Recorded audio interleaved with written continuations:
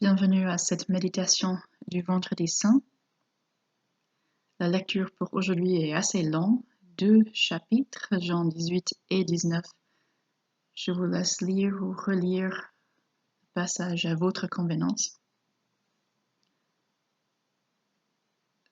L'histoire de la croix aurait pu se dérouler très différemment.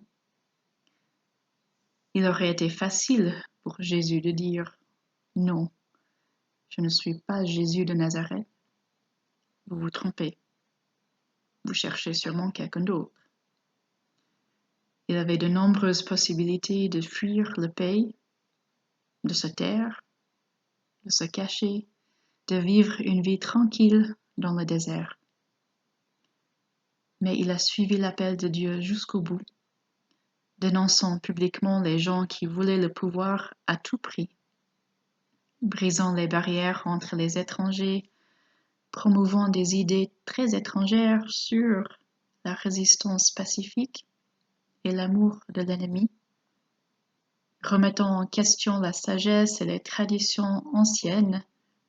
Vous l'avez entendu dire, mais moi, je vous dis. J'ai entendu de nombreuses personnes poser la question suivante. Pourquoi Jésus devait-il mourir? Ou bien pourquoi Dieu a-t-il laissé Jésus mourir? De nombreux chrétiens expliquent que Jésus est mort pour subir la punition de nos péchés, que c'était le plan de Dieu que Jésus souffre pour les mauvaises choses que nous avons tous faites. J'avoue que cette explication m'a toujours mis mal à l'aise. Il y a tellement de choses qui n'ont pas de sens pour moi. J'aimerais partager avec vous un texte qu'un de mes collègues pasteurs a publié sur Facebook cette semaine. Les idées sont simples, mais audacieuses. Il écrit « Dieu n'a pas envoyé Jésus mourir pour votre salut. Dieu n'a pas besoin de plus de sang, et vous êtes déjà sauvés. Jésus est venu pour aimer. Dieu voulait que Jésus vive, mais nous l'avons tué. La croix n'était pas le plan de Dieu, mais notre injustice. Ce qui nous sauve, ce n'est pas que Jésus prenne la punition de Dieu, c'est qu'il prenne notre injustice et l'engloutisse dans l'amour. Nous ne sommes pas sauvés par la souffrance de Jésus. Ce qui nous sauve, c'est son pardon. Alors oui, il meurt à cause de notre péché, mais il meurt avec nous, pas à notre place. Il meurt par amour et non par punition. Fin de citation. La croix est donc une œuvre collective.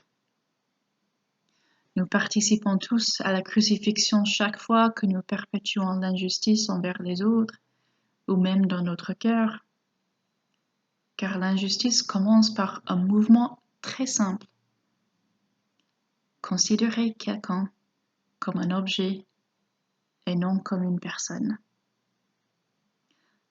Chaque fois que nous réduisons quelqu'un à une étiquette, nous ne le voyons pas comme une personne avec son caractère, ses espoirs, ses rêves et ses peurs, mais comme un objet qui est moins qu'humain.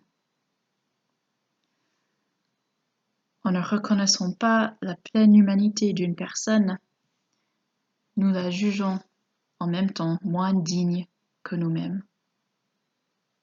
Et c'est là l'erreur fondamentale, le mensonge fondamental qui conduit à tout le mal.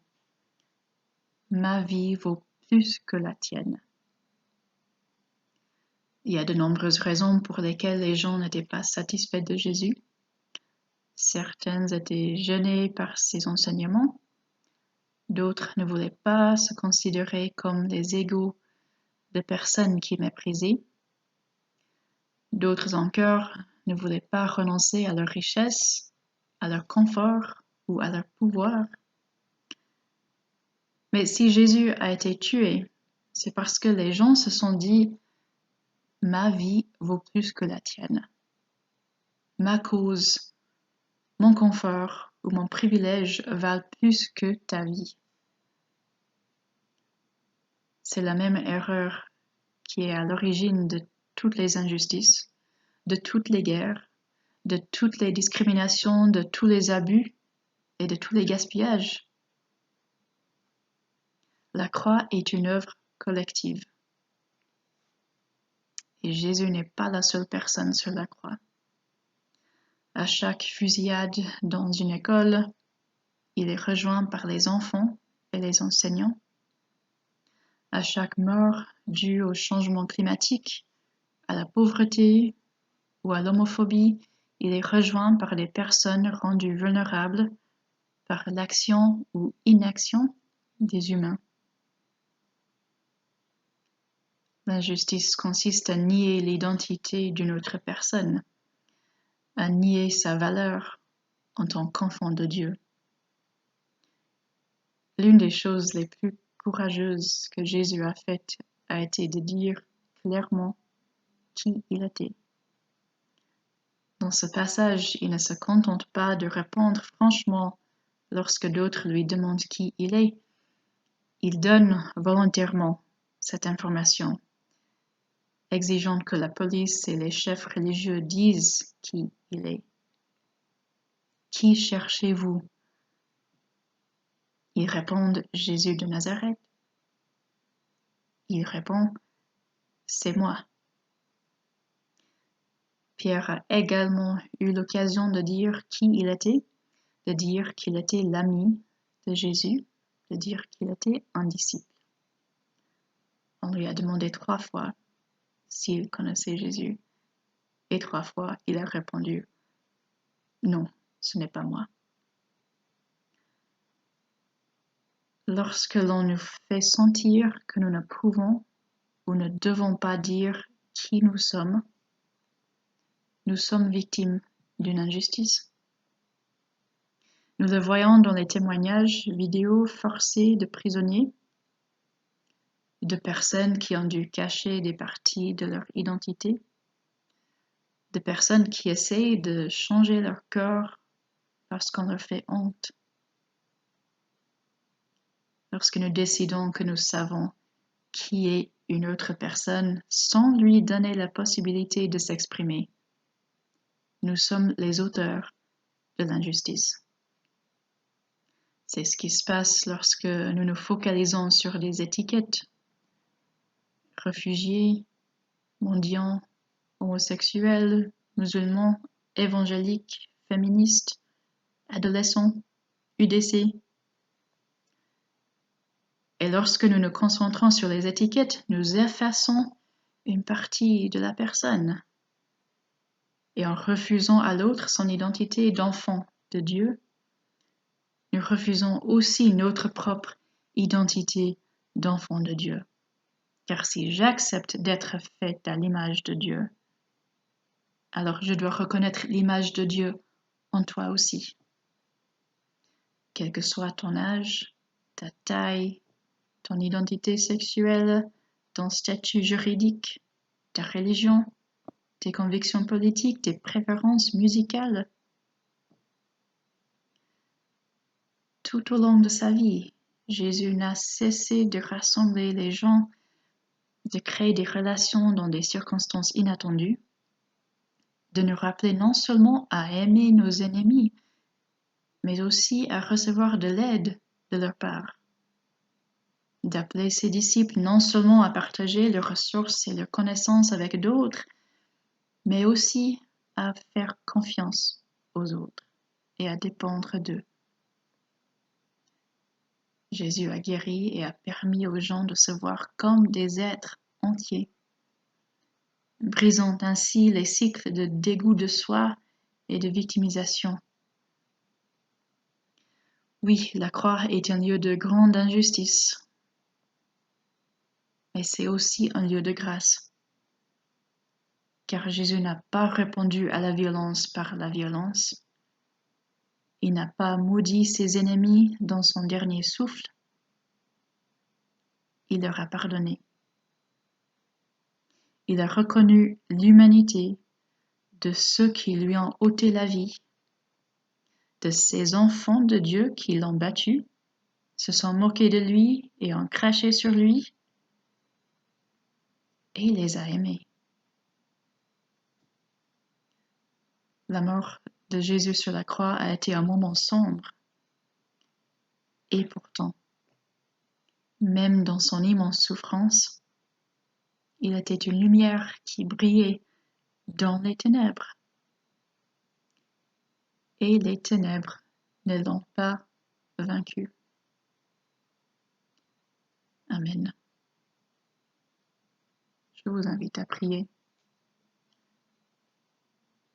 Dieu d'amour, en ce jour, nous nous souvenons d'un moment de la vie de Jésus qui semblait complètement désespéré.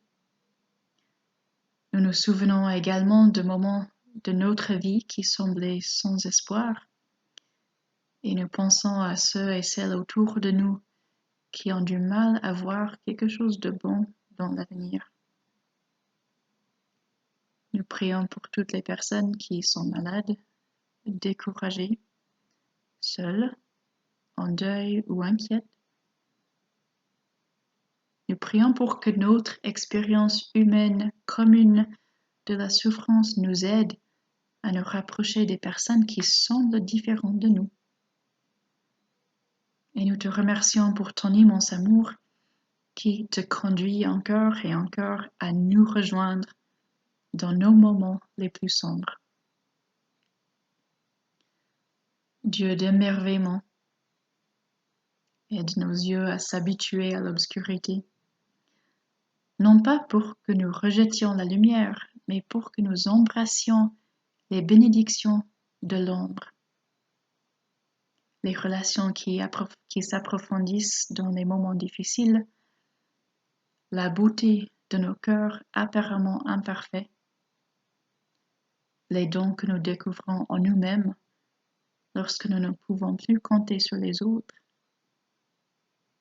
la valeur sacrée des personnes que nos préjugés ont réduits à des objets. Sois notre souffle, le souffle de vie autour de nous, en nous, à travers nous. Donne-nous un tel sens de ton amour que nous ne puissions que nous considérer comme tes enfants bien-aimés, et que cet amour nous permette de considérer chaque personne qui nous entoure comme membre de ta famille. Amen.